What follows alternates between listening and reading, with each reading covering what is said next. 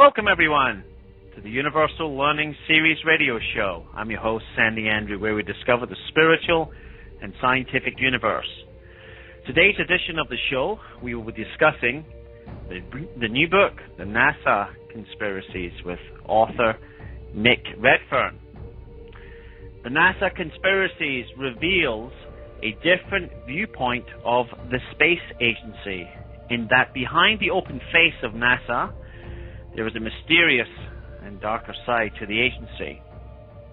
According to author, lecturer, and journalist Nick Redfern, NASA has been linked to a wealth of cover-ups and secret activity, such as the discovery of intelligently designed structures on the moon and on the planet Venus, hiding the truth about the controversial face on Mars,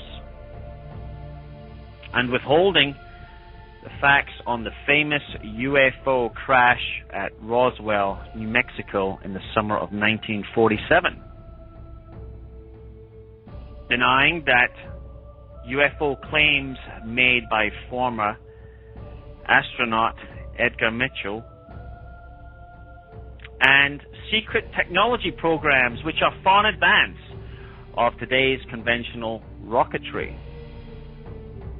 Author Nick Redfern has appeared in TV shows featured on the BBC, History Channel, National Geographic, MSNBC, and Syfy. He has written for Military Illustrated and the United Kingdom newspaper, The Daily Express.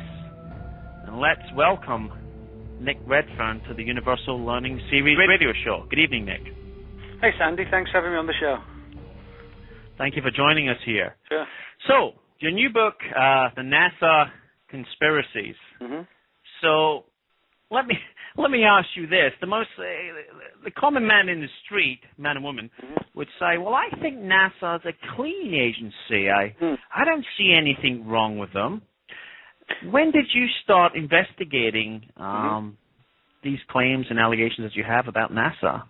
Probably about 4 years ago, something like that. I mean, I think everybody, whether they believe the theories or not, everybody knows the conspiracy theory that did we really go to the moon or not, or was it a staged event? But that aside, there have been a lot of conspiracies and cover-ups relative to NASA. Now, they're not so much cover-ups, kind of like political scandals that affect people like the CIA and the FBI. They are more along the lines of things relative to outer space, like UFOs, alien encounters, things like that, as you mentioned, the face on Mars. And it's more along the lines, I think, of NASA trying to play down the fact that they may well have uncovered, and the US government as a whole, uncovered evidence of alien life, and not really sure how to handle it. So I don't necessarily view them, or I actually don't view them as the bad guys. I view them as like an agency in a difficult position of not knowing how to tell the public that, there could be fantastic structures on Mars, alien life out there, which may have an impact not just on our present day, but on our history as well. So I think that's the big problem facing NASA. The whole UFO angle is such a tremendous phenomenon and so paradigm changing. They don't know how to handle it, so they prefer not to actually say anything, if you like, for the most part. Okay. Nick, have you ever watched that show Ancient Aliens on the History Channel? Yes, I have, yeah. Okay. Well, that talks a lot about UFOs as well as, and all that type of stuff.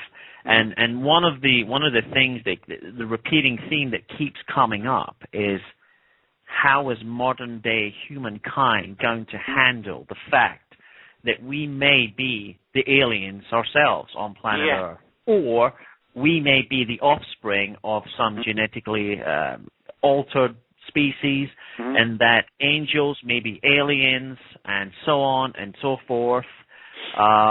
That's the recurring theme that keeps coming up, and that somewhat echoes to some of the statements you made earlier there.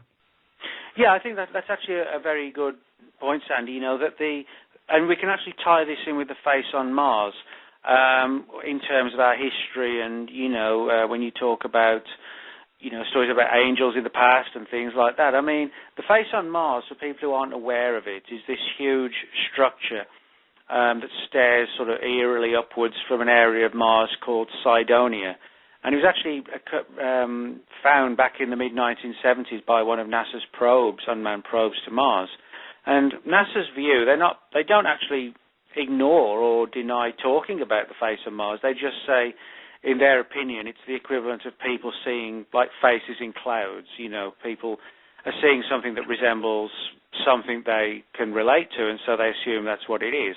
But NASA believes it's just like a trick of the light, and certain shadowy rocks, etc., look like eyes and nostrils, etc. But if you look at all the research that's been done on it and collectively examine all the various photographs, there does appear to be an extraordinary body of symmetry to this face. Now, of course, if it is an artificial structure, as I actually believe it is, the big question is who built it, when and why.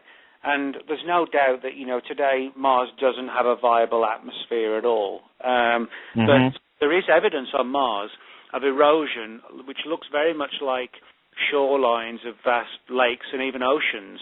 And there is evidence of water on Mars. And even some of the NASA photographs seem to show what looks like very strange vegetation on the planet in some places.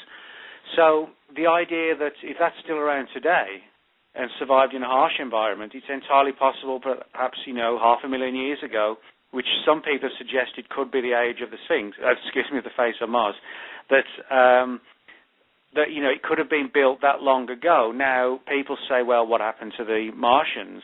I think it's possible that if Mars's atmosphere degraded, one of the theories was put forward by a friend of mine, Mac Tonis, who wrote a book about the face called After the Martian Apocalypse.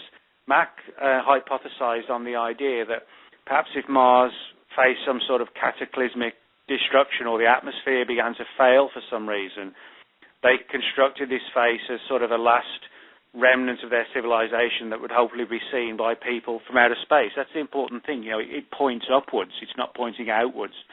So it has to be seen from above. Mac wondered if, the last vestiges of this Martian civilization may well have traveled to the Earth in our ancient past, recognizing possibly that it had some sort of atmosphere and evidence of water and oceans, and that they may have sort of, not so much seeded life here, but, if primitive man existed and they were somehow, maybe nature, has a way of creating very similar entities on different worlds, that the highest entities are always broadly similar, like a head, arms, legs, which you need to develop intelligence.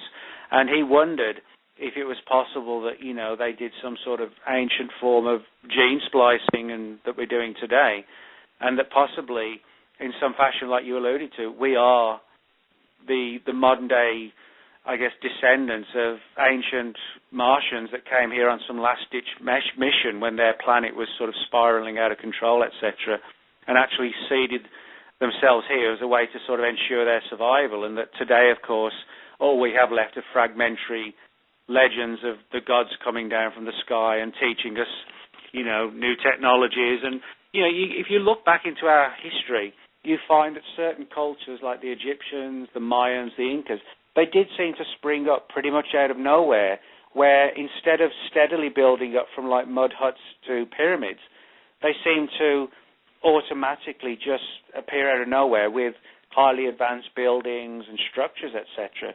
And, you have to wonder, did they get help? The fact that on Mars, in the Cydonia region, where the face can be found, very, very close, you can see on some of the photographs what look very much like ruined pyramid-type structures. Now, of course, if you look at the situation in Egypt with the Sphinx and the pyramids there, that's not too dissimilar to the face on Mars and the pyramids in the same region. And it's to me it's beyond intriguing. The similarities are so profound that I think possibly we've forgotten something about our ancient history, and maybe NASA actually has a suspicion, if not an understanding, that we are somehow intimately connected with the face on Mars, even if they don't have all the answers. But it will be so paradigm shifting and changing that it's like, no, we just cannot go down that path, because who knows what sort of cans of worms it's going to open that will impact on everything from history to religion and everything else. It's just better to say it's like faces in clouds or whatever. So. Not on this show, Nick. We're in search of the truth for the people, not to deceive the people. Yeah, well, now, good. you hit on some... Yeah, you hit on some... And I'm not saying that everything we talk about in this show is the truth. In fact, that would be absurd and silly. Yeah, we speculate to an extent. So. Yes, of course. We're in